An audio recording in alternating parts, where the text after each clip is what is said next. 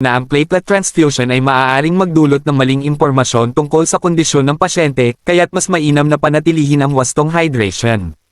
Inobasyon at teknolohiya. Noong 2014, nakapanayam si Doc Richard ng Sunstar tungkol sa kanyang pagbuo ng isang web-based application software na naglalayong mapabuti ang kaligtasan ng mga pasyente at itaguyod ang computerization ng mga medical facilities.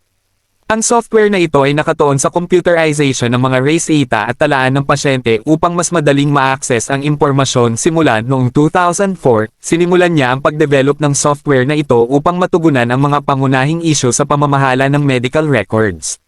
Karera sa internet. Noong 2008, nagsimula siyang mag-upload ng mga video sa YouTube kung saan ipinakita niya ang kanyang web-based application software at nagbigay din siya ng mga seminar at interview tungkol sa dengue.